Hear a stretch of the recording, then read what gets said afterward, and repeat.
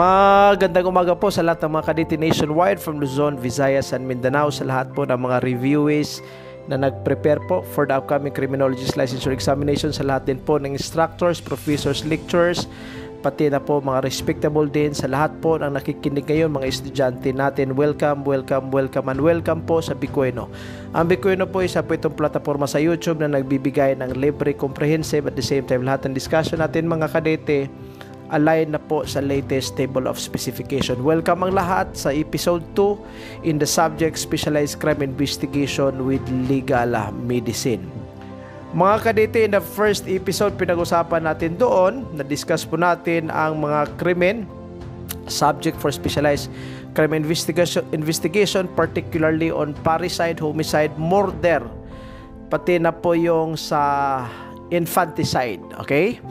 Sa episode po na ito, ang pag-usapan po natin will be on intentional abortion, unintentional abortion.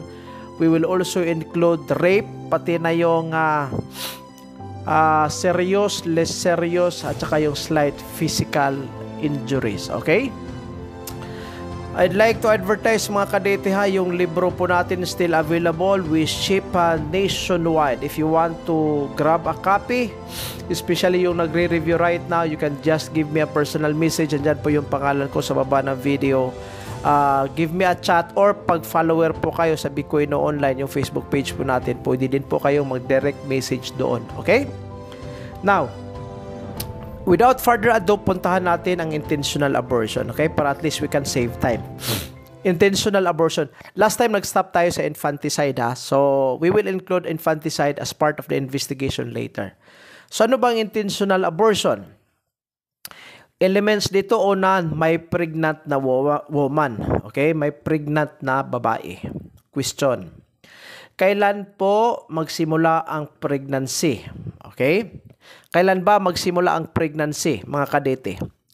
Magsimula yan on the time that life also started. Okay? Kailan magsimula ang pregnancy? Magsimula yan pag nagsimula na din yung life. Ang tanong, kailan ba magsimula ang life? Magsimula ang life when the sperm and the egg cell will meet. Meaning, magsimula ang life, magsimula ang pregnancy during conception. Ano yung conception? Ito po yung pag-start. Okay, diyan nagsimula ang life. When the egg cell will meet the sperm cell. Pangalawa, that violence is exerted or drugs. Una, violence inexert against the woman, or drugs, any kind of drugs. Pwede din pong beverages or alcohol administered, or that the accused otherwise acts upon such pregnant woman. Acts upon such pregnant woman, pwede din po pwedeng through violence, you push the stomach para at least ma-release yung bata. Yun. That as a result of the use of violence and drugs or beverages upon her or any other act of the accused, the fetus dies. Namatay po yung bata o namatay po yung fetus, either in the womb or after having been expelled therefrom. Careful tayo sa or. Ang nakalagay dyan, or after having been expelled therefrom. Huwag po kayong dumiretso sa episode 2 Balikan nyo yung episode 1 mga kadete. Huwag kayong dumiretso dito para at least hindi po tayo ma-confused. Having been expelled therefrom. Ito ang sabi ko in the previous episode. Pag ang fetus na-expelled siya from the utero or from the womb of the parent, tapos ang fetus is not viable for life. Okay? Hindi siya viable for life. Ibig sabihin, 6 months and below. For example, na-release siya from the womb because of the violence, 5 months pa lang.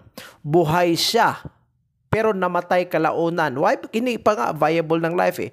Buhay siya paglabas, pero namatay kalaunan. Hindi po infanticide. Ang kaso po is intentional abortion. Okay? Intentional abortion. Sir, what if 5 months siya, sir? Buhay siya, tapos pinatay.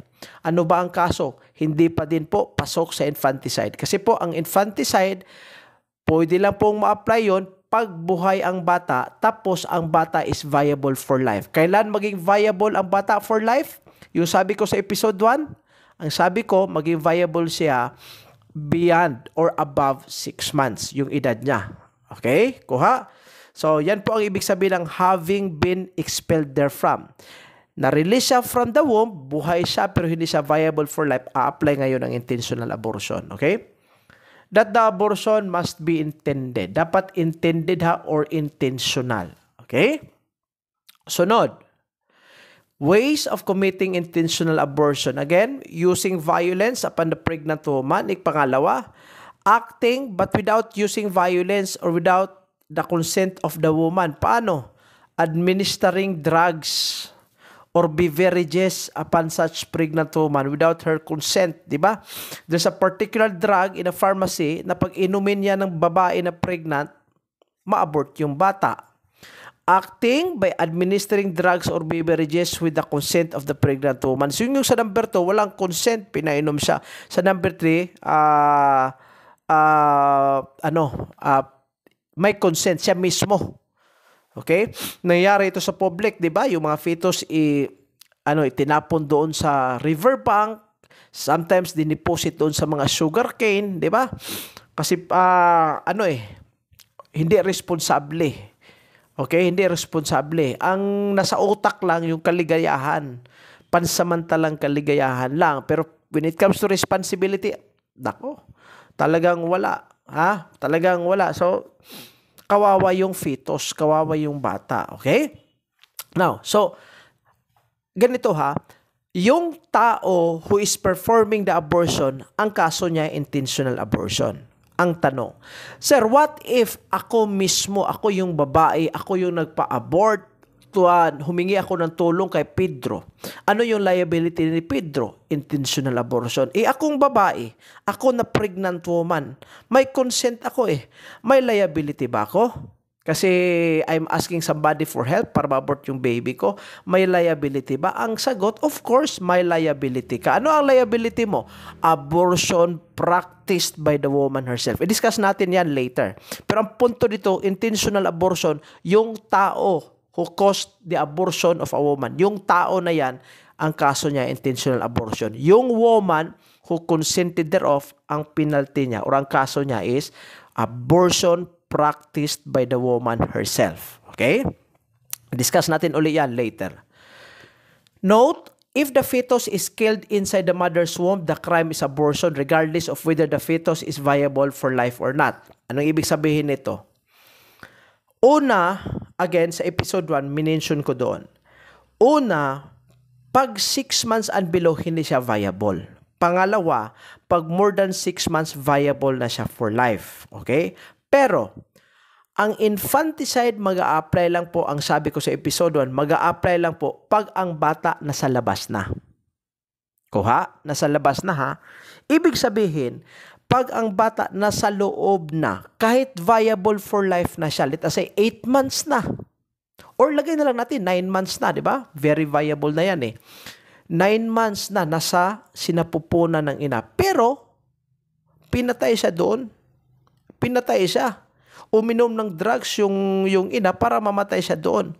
Ang tanong ngayon, knowing na viable na po siya 9 months, ano po ba ang kaso? Infanticide or intentional abortion? Ang kaso dyan is intentional abortion kahit viable. As I have stated, ang infanticide mag-a-apply lang po. Ang infanticide, mag-apply lang po yan pag ang bata nasa labas na at the same time, nasa labas ang bata viable for life. Pag ang bata kahit viable for life, pero nasa sinapupunan pa, nasa loob pa, pinatay siya doon, hindi mag-a-apply ang infanticide, ang mag-a-apply dyan ang intentional abortion. I hope klaro. Next. If the victim is killed outside the mother's womb, the crime is abortion if the fetus not viable for life. Ito, minention ka na ito sa previous episode. People versus the Tablan. Okay? Now, ganito. Ang sa Philippine Civil Code, as I have mentioned in episode 1, 7 months ang nakalagay. Pero ang 7 months mga kadete, as I have stated, ito po'y ginagamit for the determination of the personality of the person. Personality. Determination of the personality and not the purpose of distinguishing between abortion and infanticide. So ang tanong, ano bang i-follow natin? 6 months or 7 months? Again, 6 months ha. May mga lecturer na nagsabing 7 months. Ang 7 months na nakamention sa Civil Code, it is about determination of personality. Doon din nakasaad na ang complete delivery is the cutting of the umbilical cord of the baby. Okay? Pero again, we will not talk about it. The cutting to prove complete delivery. Ang dapat nating pag-usapan dito, yung viability of the child or viability of the fetus. Ang i-follow natin, people of the Philippines versus the Tablan. 6 months and below, hindi viable. More than 6 months, viable. Okay? Klarong-klaro yan ha. Sunod. Punta naman tayo sa unintentional abortion. Dito, again, pregnant woman, may violence. Pero ang violence dito, hindi po.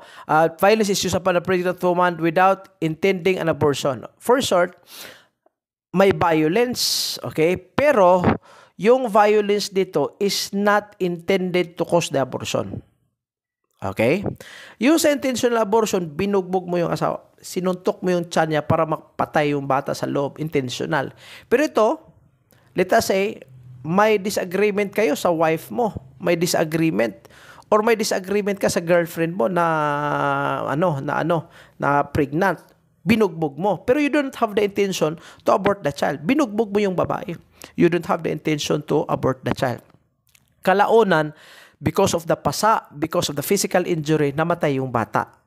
Ikaw na nagbugbog sa asawa mo, it is not in your intention to abort the child. But still, you have the liability. Anong liability mo? Unintentional abortion. Yung babae, okay? Yung babae na binugbog, biktima, namatay yung bata, liable ba siya? Hindi. Wala siyang liability, Brad. Ikaw lang. That as a result of the violence, the fetus dies either in the womb or having been expelled therefrom. A woman pregnant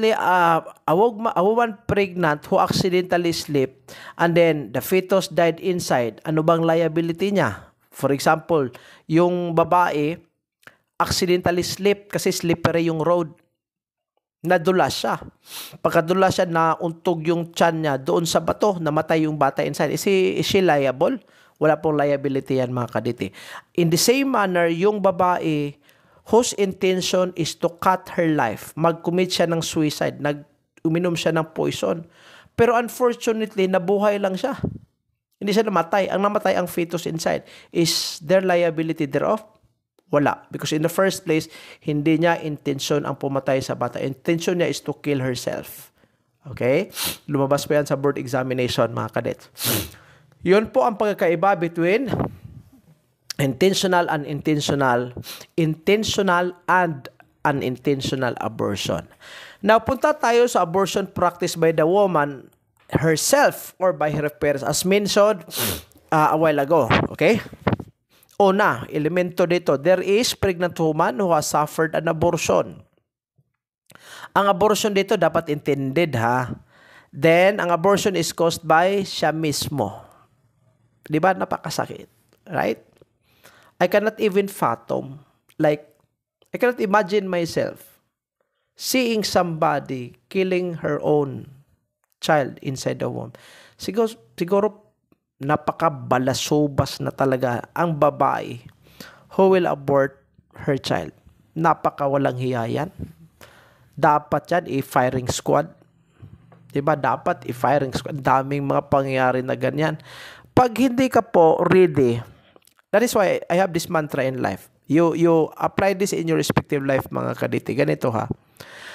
Do not decide when you are happy, sad, or even when you are horny.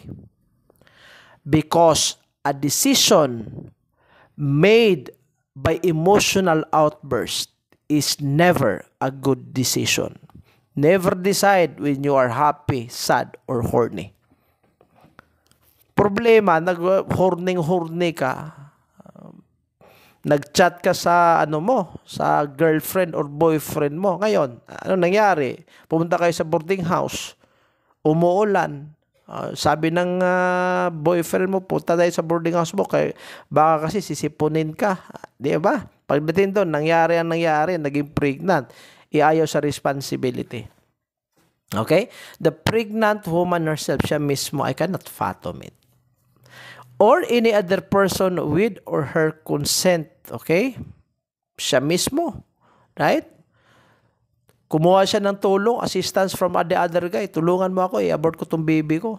O ikaw mismo na mother, liable ka sa abortion practiced by the woman herself. Or any of her parents with her consent for the purpose of concealing her dishonor. For example, biktima siya ng rape.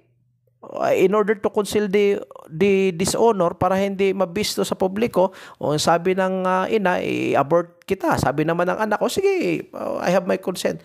Liability pa din po ang babae ng abortion practiced by the woman herself or even by her parents. Okay, yun po. Abortion practiced by a physician or midwife and dispensing or of abortives. Ito mga kadete, ganito ha, liable dito, una, physician, pangalawa, midwife. Yung dispensing of abortives, ito yung pharmacist. Okay? Yung na-assign sa pharmacy. That there is a pregnant woman who has suffered an abortion, that the abortion is intended dapat, that the offender who must be a physician or midwife causes or assist in causing the abortion. Bawal po ha, sa Pilipinas mga kadete, abortion is not legalized. Hindi tulad sa Amerika. Wag po tayo, di po tayo dapat gagaya sa mga American people. No, dapat hindi tayo. Moral decay na po ang Amerika. Diba? Ang daming LGBTQ doon, ang daming mga spectrum buisit na mga mga gender na yan. Ay nako. That said physician or midwife takes advantage of his or her scientific knowledge or skill. Okay? So ito, ang liable dito, physician, midwife, or yung pharmacist. Alright? Okay, so abortion practice by blah blah blah. So punta tayo sa major approaches in conducting an abortion investigation. Ito yung mga approaches natin mga kanitik. Sali na din natin yung infanticide. Una, crimes in investigation. Ano ang purpose dito? To determine whether the act was intentional. Sino ba ang nag-perform nito at the same time sa anong circumstansya? Again, ang highlight dito is yung physical evidence. Okay? Mga physical evidence such as fetal tissue, blood samples, medicines, medical instruments. Of course, kasali na po dito yung photographs at yung sketches. Then again, i-preserve natin yung chain of custody sa lahat ng ebidensya. Anong purpose? Ang sabi ko sa episode 1, ang purpose nito para ma-preserve yung integridad. Integrity of the evidence. Pag integrity of the evidence, ang tamang sagot is chain of custody.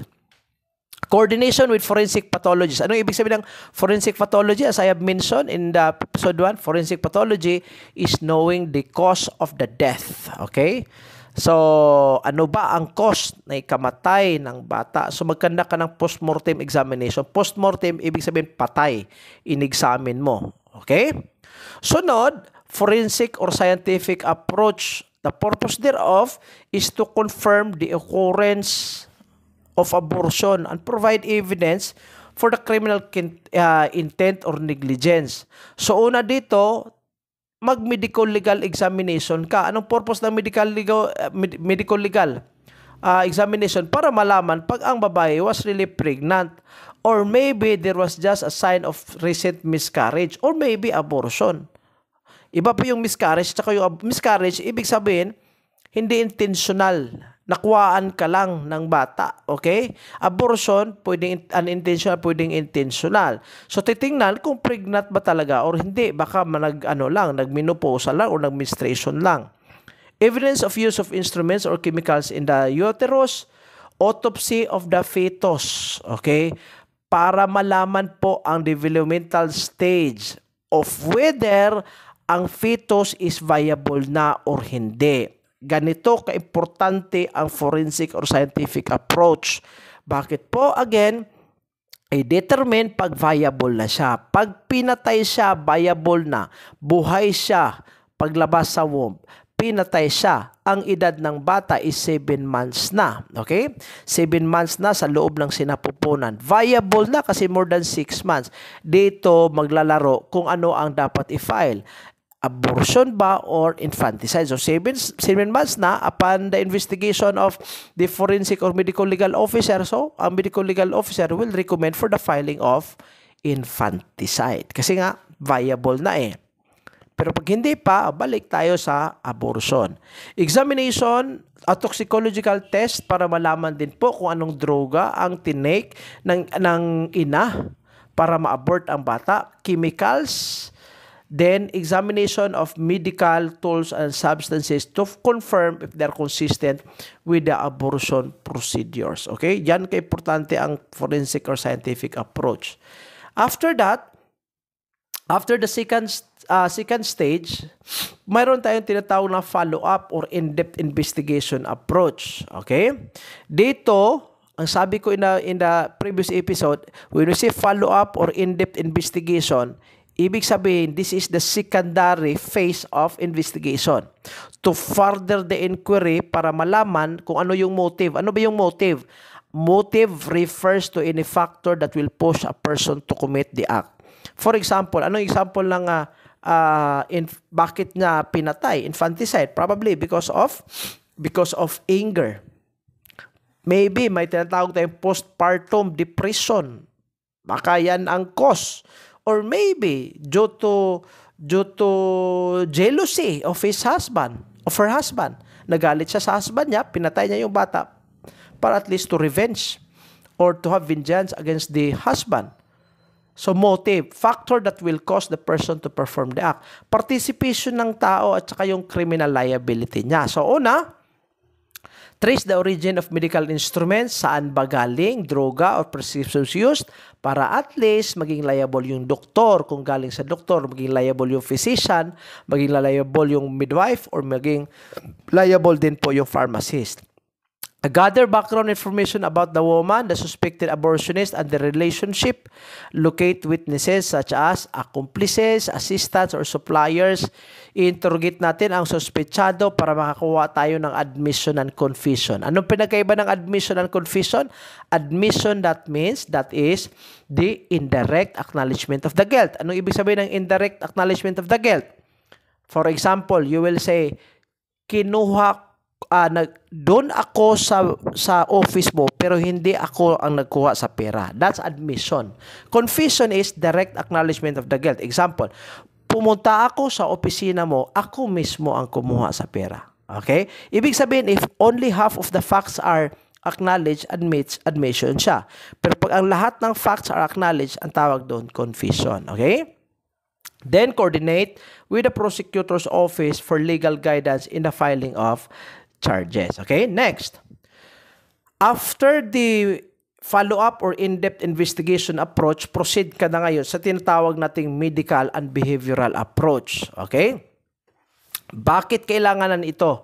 Para malaman natin ang psychological and medical medical circumstances surrounding the case. Okay? Dito natin malalaman pag intentional ba siya or hindi. Pag voluntary ba or coerced, ibig nagsabihin ng coerced, he was just forced. Maybe he was just forced, right? Assess the mental and emotional condition of the woman. Baka nga, suffering from postpartum postpartum depression, or maybe she's suffering from insanity. Identify any medical malpractice or professional negligence by the attending personnel. Again, dito ma-fall yung abortion committed by the midwife, physician, and the pharmacist. Okay? So, yun po ang pag-investigate ng intentional and unintentional, pati nakasali na din doon yung sa infanticide. Okay?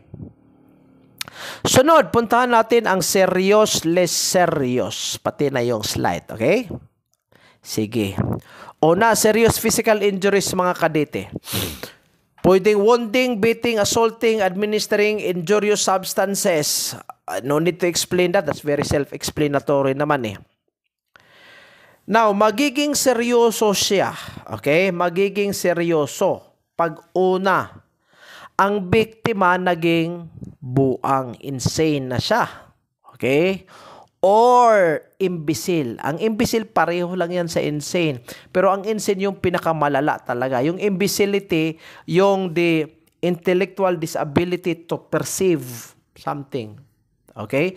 May may level tayo niyan eh. Idiocy, imbecility, feeble-mindedness. But then again, insane, imbecile, connected lang yan. Impotent or blind. Okay? So, in consequence of the physical injuries inflicted, magiging seryoso. Serious physical injury. Pangalawa, when the injured person, una, hindi na siya makapagsalita. Binugbog ng tao, hindi na siya makapagsalita yung biktima. Ano yung kaso? Serious pa din po. Or hindi na siya makarinig, the power to hear, wala na yung sense niya of hearing. Serious physical injury. Or nawala yung smell niya, sense of smell. Or yung sense of seeing, yung mata niya, hindi na siya makakita. Or naputol yung hand niya. Or naputol yung foot niya. Or naputol yung arm niya. Or naputol yung leg. Ano ang kaso? Seryoso ang physical injuries. Serious physical injuries. Okay? Loses the use of any such member, yung nasa taas, becomes incapacitated for the work in which he had been habitually engaged. Habitually engaged. Yung letter C, standby lang muna, i-discuss natin ng maigi yan on the next slide. Okay? Standby lang dyan. Okay? Pangatlo, when the injured person becomes deformed, na-deform yung sinuntok, ang lakas ng suntok, na-deform yung mukha. Loses any member of his body, loses the use thereof, becomes, dito tayo, connected ito sa previous slide yung paragraph D at saka yung 4. Ang D becomes ill or incapacitated for the performance of the work in which he had been habitually engaged in for more than 90 days. Ibig sabihin, connected ito sa previous slide yung habitually engaged niya na work. For example, ano ibig sabihin ng habitual?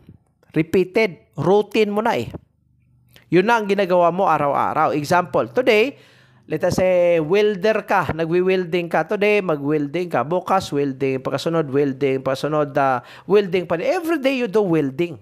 Kasi welder ka. The work is habitual. Pag hindi ka na makaperform ng habitual work mo for more than 90 days, automatic, Brad, ang injury is considered to be serious physical injury. Now, here comes number 4. Wag kayong malito dito. Sa number 4, when the injured person becomes ill or incapacitated for labor for more than 30 days. Ano ibig sabihin dyan? Ibig sabihin, hindi habitual yung trabaho mo. For example, today, trabaho ko ngayon, lecturer. Bukas, I will go with farming. Sa sunod, I'll go with fishing. Sa sunod, I'll do with carpentry. Hindi habitual. Okay? Iba-iba yung trabaho mo. So, iba-iba yung trabaho mo, hindi ka na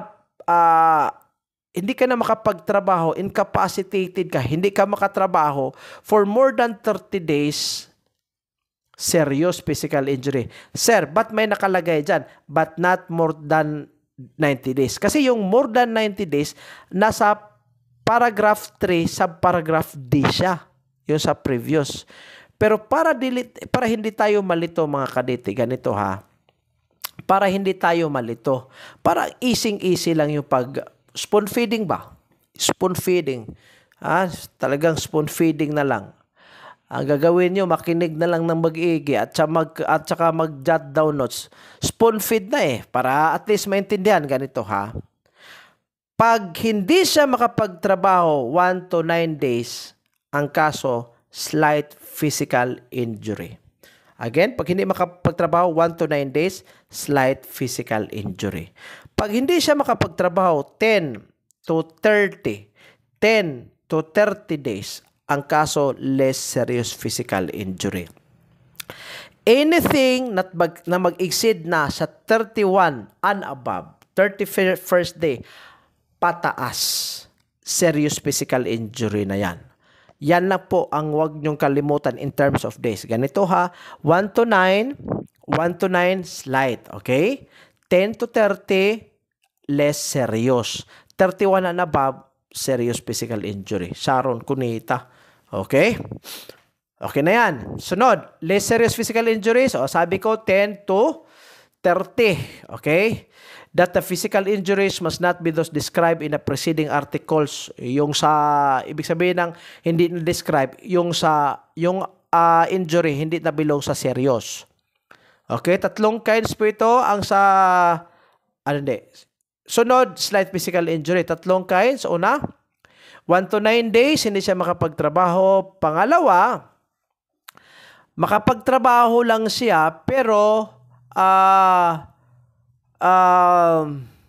hindi na makapagtrabaho siya at hindi na kailanganin yung medical attendance. For example, black eye or hematoma or bruise. Makapagtrabaho naman ang tao. Pero again, he suffered injury thereof. So, ang kaso is slight physical injury. Ill treatment of another by deed without causing any injury. Dapat walang dapat walang dishonor in the case of slapping. Okay? For example, sinampal ka in private. Pagsampal, walang nakakita. So, walang dishonor. Diba? Hindi ka naman napahiya. Walang tao kayo lang dalawa. Wala namang bruise. Pero, nasaktan ka doon. Diba? Nasaktan ka, natural. Walang injury. Walang hematoma. Sinampal ka lang. Ano yung kaso? Pasok pa din po sa slight physical injury. Pero, pag sinampal ka doon sa public, ay nako, mapahiya ka dyan, Brad. Sinampal ka in public, Sinampal ka sa public. May dishonor na. So ano ang ikaso mo? Slight physical injury ba? Hindi na. Ang ikaso mo ngayon is slander by deed. Okay? Slander by deed. Pero kapag private lang, sinampal ka, kayong dalawa lang, wala nakakita, automatic, balik ka sa slight physical injury. Okay? So, approaches of investigation. Paano ba ito i-investigate? Una, medical or forensic approach. Bakit kailanganin yung medical at saka forensic approach? Medical, ibig sabihin, there has to be an examination coming from a doctor. Ano ang purpose nito? To provide scientific proof of the injury and its extent. Ano ibig sabihin ng extent? Doon malalaman kung ano ba ang damage. This is to confirm that physical harm occurred and to classify the type of injury according to the law. Kasi yung physician siya, dapat ang physician dito accredited by the government, Ibig sabihin doon ka sa public hospital. Ang physician dito will be the one to tell kung ilang araw ka pwedeng hindi makapagtrabaho. Okay? Diyan sa medical certificate nakalagay ilang days ka ba hindi pwede magtrabaho. So pagdating doon, you cannot work within 2 months. So, ano ang i-file? O ibalik ka, serious physical injury. Pero pag sabi ng doktor, you will only rest for 1 day. O 1 to 9 lang O di, slight physical injury. Yung mga ganyan. So, dyan malalaman. Medical legal examination by a government physician or forensic expert to determine type, location, and severity of injuries, the probable weapon or object na ginamit. Okay? The time the injury was inflicted, collection of medical records, pati na yung x-ray, pag bones have been cracked, laboratory results, magiging ebidensya yan.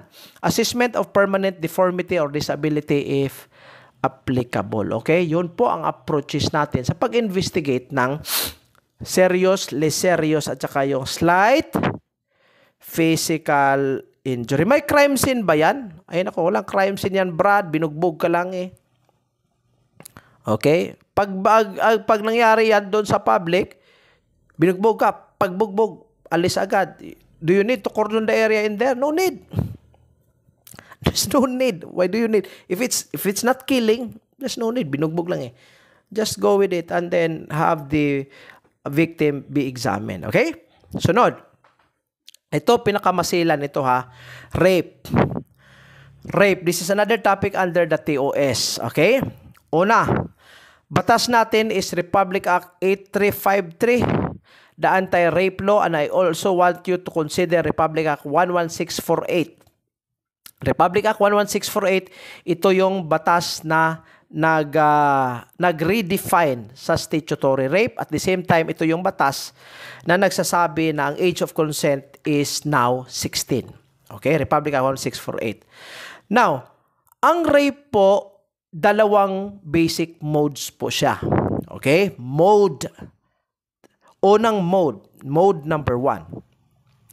Rape by sexual intercourse. Ibig sabihin, may sexual na nangyayari. May intercourse. Okay? Offender is a person.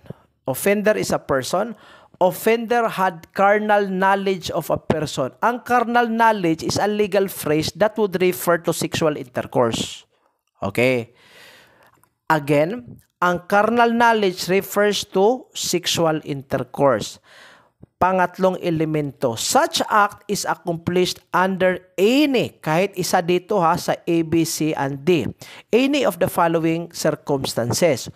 Una, by using force. Anong ibig sabihin ng force? Ibig sabihin ng force, physical compulsion. Okay? Physical compulsion, binugbog ka, pinunit yung sanina, yung t-shirt mo. That's by force. Or by threat. Ang threat? Psychological yan. Psychological coercion. Pag hindi ka magubad, pag hindi ka papayag, babarilin kita. That's threat or intimidation, right? Letter B, when the person is deprived of reason. Ano ibig sabihin ng deprived of reason? Ibig sabihin, buwang abnormal May psychological disorder yung tao, na-rape mo, demented siya, insane siya. He is deprived of, ano ibig sabihin ng deprived? Wala talaga, hindi siya makapag-reason. Now, he cannot calculate between pain and pleasure. Deprived of reason nga Hindi niya alam ang ginagawa niya. Or, otherwise unconscious. Normal na tao, pero unconscious. Kasi pinainom ng Red Horse. Ito namang babae ito, mahilig sa nightlife, mahilig sa inom, mahilig sa alcohol. Tapos yung kasama sa pag-iinom, yung mga barkadang lalaki. Pag nalasing yan, ano nangyari? Nakatulog yung babae, naging unconscious. Here comes the butakal coming around. Diba? Pag butakal ka, sa mga Tagalog na hindi nakaintindi ng butakal, problema nyo na yan. Pag butakal yung tao, nakita barkada nila, babae. May nangyari nga sa amin, tomboy pa ngayon Tomboy. Tomboy talagang tomboy. Lalaking lalaki. Naka-haircut, male. Male haircut yan. Mataba pa. Ni-rape ng barkada kasi lasing. Unconscious. Unconscious rape pa din. By means of fraudulent machination. Ano ibig sabihin ng fraudulent machination? When we say fraudulent machination, may trickery. May tricks ba? Or deceit. Or minamanipulate mo. Okay? May treachery nangyayari. Sinabihan mo na, Miss, pwede bang samahan mo ako doon na kasi I need your help. Punta tayo doon sa warehouse. I need you to help me with the package. Yung babaeng utong-uto, pumunta naman. Pagdating doon, walang tao, na-rape. May fraudulent machination yan, di ba? Or, ito common ito. Mag-boyfriend at saka girlfriend, nagdi-date doon sa labas, umulan. Ang sabi ngayon ng boyfriend, baka magkasipon ka, Brad. Baka magkasipon ka, babe. Punta tayo sa boarding house mo para at least mapunasan natin yung yung buhok mo. Ito namang babae, utong-uto, pumunta doon. Pagdating doon, anong nangyari? Pinunasan, buong katawan na. Di ba? Pastilan sa bawah. Fraudulent machination. Ay gago. Di ba? Or, grave abuse of authority. Ano ibig sabihin ng grave abuse of authority? Ikaw yung manager, di ba? Dapat you are going to go with me. Dapat mag-sexual intercourse ka with me. Di ba? That's basically abuse of authority. Or, ito yung letter D. When the person is under 16 years of age, papasok dito yung tinatawag nating statutory rape. Okay? Diyan muna. Wag mo munang i-consider yung word na demented. Okay?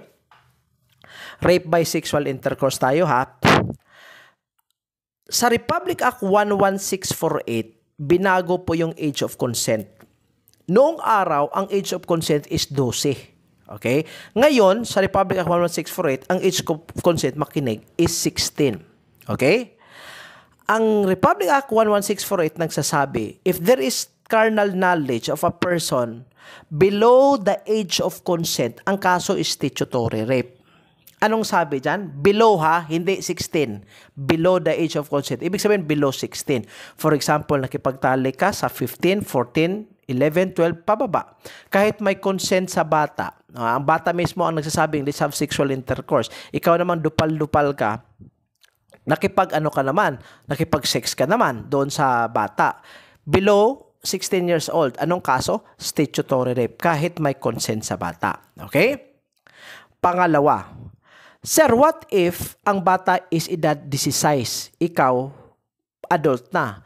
Pag 16 ang bata, hindi na po mag-a-apply ang statutory rape. Kasi ang statutory rape below 16 eh. So 16 to 17, ang mag-a-apply dyan, yung tinatawag nating qualified seduction at saka yung simple seduction. Okay? Qualified, pag ikaw na tao ka, you are a person of influence to somebody. For example, you are sikat, a celebrity in your town. Nakipaglagoyo ka sa 16 years old, qualified seduction yan. Pero pag yung mga taong wala namang mga influence, mga ordinaryo lang, simple seduction lang yun. Okay? So, pag 16 to 17. Pero pag below 16, pasok na yan ang statutory rape. Pangalawang emphasis. Pangalawa o pangatlo? Pangatlong emphasis. If the gap between the offender and the victim is 3 years, so long as walang fraudulent machination, walang mga cunning techniques, walang mga deceit, and my consent, walang criminal liability, walang statutory rape na mangyayari. For example, ang lalaki 18, ang babae 15. Okay? Lovers silang dalawa. Okay? Magkano ba yung gap? 3 years. They're having carnal knowledge with each other. Walang fraudulent machination ang mangyari, ha? Walang fraudulent sa dapat. Okay lang, walang kaso, walang statutory rape considering nga that the gap is 3 years. Okay? Yun po ang sabi ng Republic Act 1648. Pang-apat, kahit ang edad ng isang tao is nakaabot ng beyond 16, edad niya 17, 18, 19, 20, kahit nasa anong edad, pero demented naman siya. O, ito yung last word. Demented naman siya. Papasok ang statutory rape. Ano ibig sabihin ng demented? Demented, ito yung mga taong may gamay. Ito yung mga taong psychologically impaired. Ito yung mga taong mga feeble-minded. Ito yung mga taong imbecile. Okay? So, ano ang kaso? Statutory rape. Okay?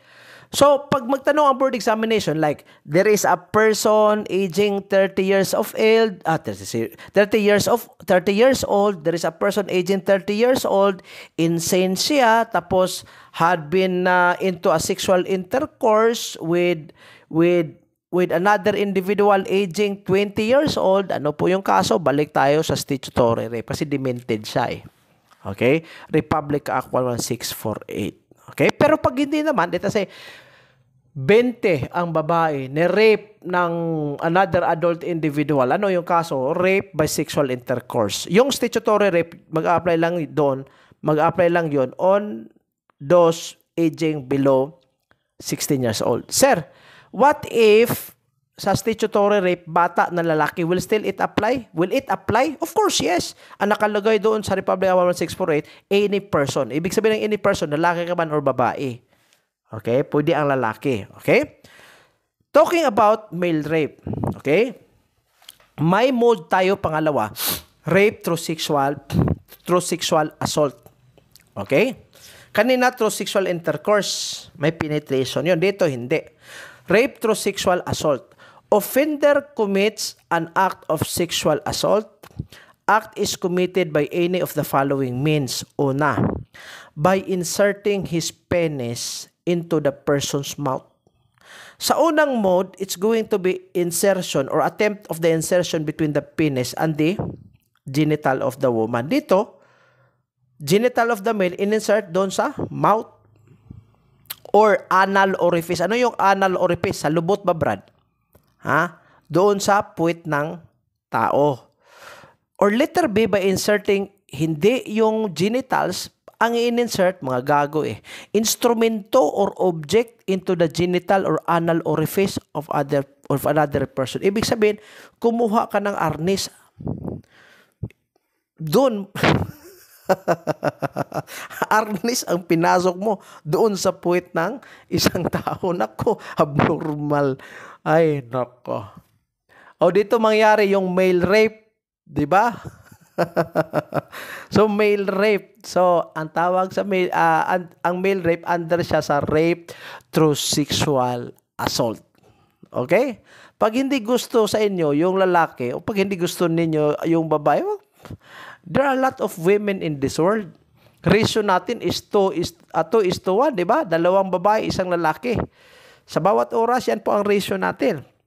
Mas madami ang babae kaysa lalaki. Ang problema dito pag bayot, ni rape. Ha?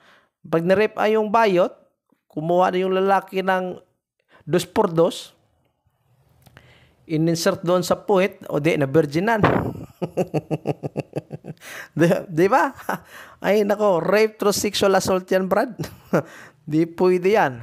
By the way, ang rape, crimes against person ito, crimes against person ito. Sunod, under rape through sexual assault, acts is accomplished under any of the following. Una, by using force or intimidation.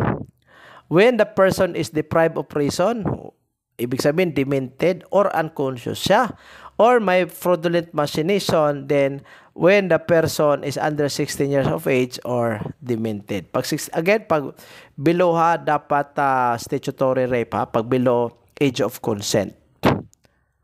Okay. So pag rape through sexual intercourse mga kadete, penal vaginal penetration or attempt to penetrate. Then pag rape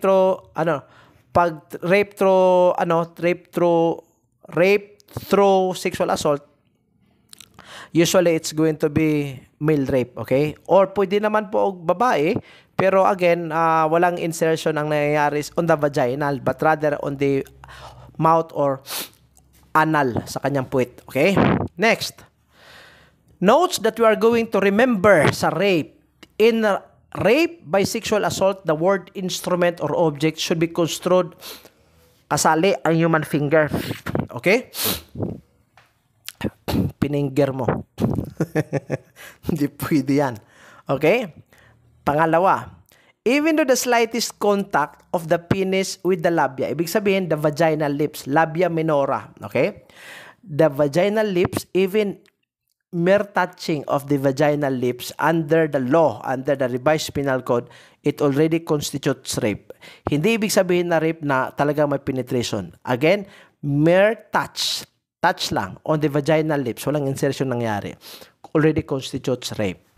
Number 3. The negative findings of spermatozoa on the medical legal report does not prove that no rape was committed. Ang presence or absence of the spermatozoa is not a baseline in the determination of rape. May sperm man or walang mang nakita, rape can still be filed. In qualified rape, the term guardian refers to the legal guardian. In the case of parents or guardian ad litem. Anong ibig sabihin ito? Qualified rape siya pag mismo ang parent ang nag-rape or ang guardian. Hindi niya parent pero nasa kustodiya niya. Or yung tinatawag nating guardian ad litem. Ano itong guardian ad litem? Ito yung guardian appointed by the court to represent and protect the interest of the child.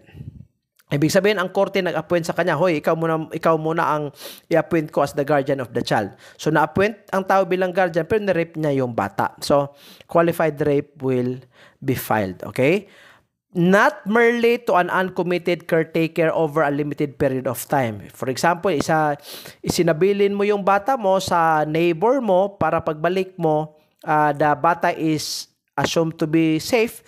Pero nung iniwan mo yung bata doon sa neighbor, yung neighbor rape your child, hindi matawag siyang guardian. Kasi he's just a person who is an uncommitted caretaker. Caretaker lang po siya. Hindi pasok yung qualified. Okay? A man who penetrates his wife without her consent or against her will. Ang pinakalas dito, makaditi, pinakalas na sentence na ito, penetrates his wife without her consent or against her will. This refers to marital rape. Okay? Marital rape will happen between husband and wife. Okay? Between husband and wife. But we have to remember here that verbal apology of the husband and is given forgiveness by the wife is something that will extinguish criminal liability. For example, gusto ng husband makipagjug sa sa kanyang asawa, pero ayaw ng asawa ayaw ng wife. So, finorce niya yung asawa niya. For short, nangyari ang nangyari. So, galit na galit yung asawa. Pero, lumuhod yung lalaki, asking forgiveness, please forgive me. Wag mo po akong pailan ng kaso. So, yung asawa nagsabi, okay, I forgive you. That's already an extinction of criminal liability. Pangalawa, walang verbal forgiveness, pero may external act that will be construed as forgiveness. Hindi mo nga pinatawad, pero after a day or after a couple of weeks, ganyan. Di ba? So, hindi mo pinatawad, pero nung hinipo-hipo ka, nagresponde ka, Brad. Nagresponde yung babae. So, nangyari naman ang nangyari. Pero this time, may consent na. Yung succeeding na sexual intercourse na yan, it's already an external act that would be construed that you already forgive your husband. So, therefore, wala nang criminal liability. Okay? Alright? So, approaches in the conduct of investigation on the crime of rape. Una, initial response and protection of the victim. Respond immediately. Secure the area by coordinating the area. Then, provide medical assistance and psychological. Bakit kailangan yung psychological support? Kasi nga po, ang biktima dito is construed to be traumatized. Avoid subjecting the victim to further trauma by maintaining respectful and non-judgmental attitude. That's very self-explanatory. Then, ang investigator dito should be somebody who is trained on gender-based violence or sexual assault cases. Okay? Then, pangalawa, initial investigation para ma-establish mo yung basic facts and elements of the crime. Ang pagkuha ng statement ng biktima dapat private, supportive yung environment, then, ang suggestion dito dapat female officer. Okay? Kasi nga po, pag lalaki, intimidated yan. Sunod, records details such as kailan nangyari, saang lugar, nangyari yung insidente. Ano yung description ng suspechado, circumstansya, before sa rape, during sa rape, tapos after sa rape. Then, identify possible witnesses, then preserve the victim's clothing and other material evidence for forensic examination para malalaman doon kung may spermatozoa ba, may semen ba, that can be found on the clothing of the victim. Sunod, scene of the crime operation or SOCO. Secure the crime scene to avoid contamination. I-collect mo yung items such as clothing, bedsheets, condoms, or tissue papers. Hair strands. Okay, bakit kailanganin yung hair strands? Kasi may DNA yan. Blood, semen, or saliva. Document the scene through photographs and sketches. Photographs and sketches, diniscuss ko na ito sa episode 1. Then, serology, DNA, then any kind of evidence that could be subjected for laboratory examination. Next, identification and arrest of the suspect. Okay? Dito naman mga kadete, dapat ang biktima malukit agad at ma-apprehend agad. Pag hindi po kilala, the will known, hindi na-arrest, pwede ka pong mag-ask on the artist sketch. Ano yung artist sketch? Yung idodrawing, yung hitsura ng suspechado based on the description coming from the victim. Then, conduct background check or surveillance as much as possible. If the suspect is identified, dapat may court-ordered DNA samples for comparison. What is the purpose thereof? Kasi pag may sperm naka-deposit probably on the clothing of the woman, and then ikumparar mo yan sa DNA ng isang tao, doon mo po masolidify yung kaso that there was really a force or a coerced sexual intercourse against the woman.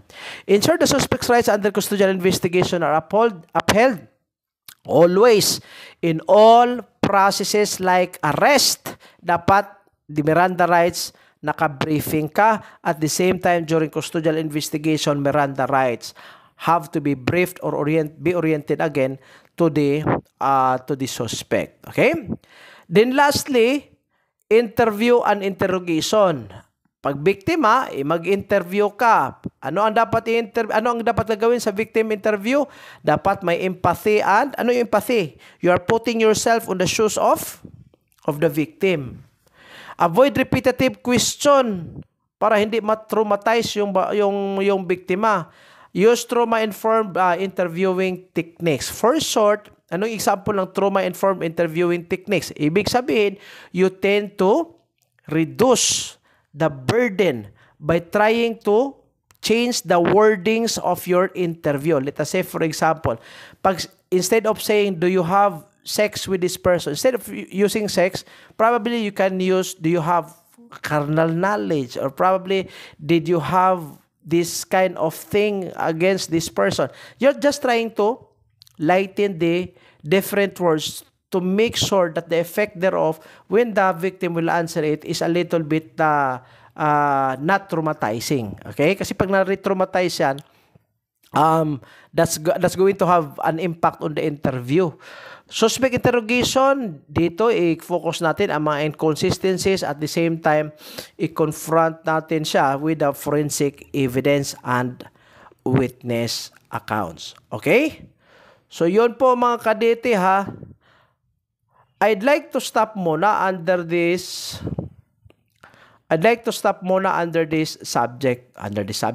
slide. Sa next episode, pag-usapan natin yung sexual harassment, bawal bastos law, anti-hazing. Pag tingnan mo nyo yan sa TOS, andyan yan, nakalagay eh. I-discuss natin yan. Lagay na lang natin ito mga kadete, 4 episodes na lang ilagay ko para atin hindi tayo ma-overwhelm, ha? 4 episodes na lang, okay? 4 episodes, okay? I'd like to stop. Maraming salamat po. Tiwala sa Diyos, tiwala sa sarili. God bless, God bless, God bless everyone.